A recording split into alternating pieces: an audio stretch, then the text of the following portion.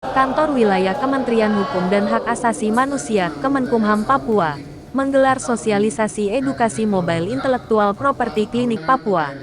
Tahun 2024, pada 5 sekolah menengah kejuruan yang berlangsung di Aula Kantor Kemenkumham Papua. 200 siswa-siswi perwakilan dari 5 sekolah menengah kejuruan, yaitu Sekolah SMK Negeri 1 Jayapura, SMK Negeri 2 Jayapura, SMK Negeri 3 Jayapura, SMK Negeri 5 Jayapura, dan SMK Negeri 8 Jayapura.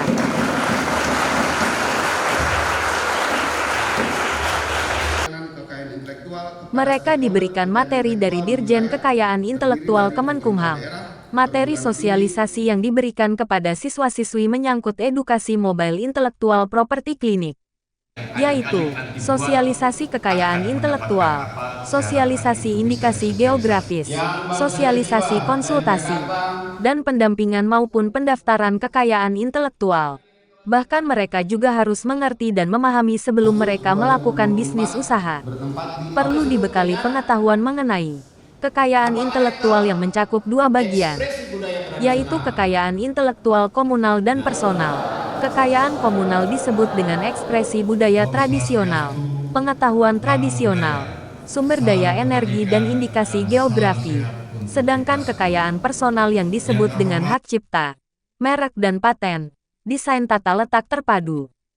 Kepala Kantor Wilayah Kemenkumham Papua, Antonius Sayorbaba, mengatakan bahwa sumber daya alam akan berakhir.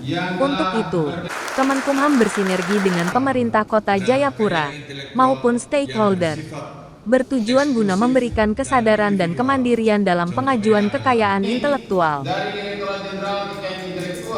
Negara juga sudah menyusun beberapa grand design menuju Indonesia Emas di 2045. Kalau kita membaca grand design di Kementerian Infokom, itu kan di era 2025 menuju 2035 dan 2035 menuju 2045, kan kita negara membutuhkan 9 juta talenta digital. Nah, dari saat ini kita mau menanamkan apa itu kekayaan intelektual dan kenapa kekayaan intelektual itu penting, yang bisa juga ke depan dia akan menjadi sumber pendapatan bagi negara. Jadi mereka ini adalah generasi yang punya kemampuan yang menghasilkan karya-karya terbaik. Nah, saat ini dengan pemahaman mereka, pasti mereka akan memulai untuk ketika mendapati sesuatu, menciptakan sesuatu harus dilindungi dulu. Nah, saya beri contoh yang singkat ya. Misalnya contoh anak-anak SMA Negeri 2 Palangkaraya yang ketika melakukan penemuan terhadap sumber kekayaan intelektual komunal di alam seperti pohon itu, bajaka. Itu kan dengan pemahaman mereka yang secara sederhana. Jadi anak-anak SMA ini juga punya peluang untuk bisa menghasilkan kekayaan intelektual, bahkan bisa menjadi sesuatu kekayaan intelektual yang mendorong pertumbuhan daya saing dan investasi di daerah. Nah, itulah kita harus menaruh sosialisasi ini awalnya di mereka.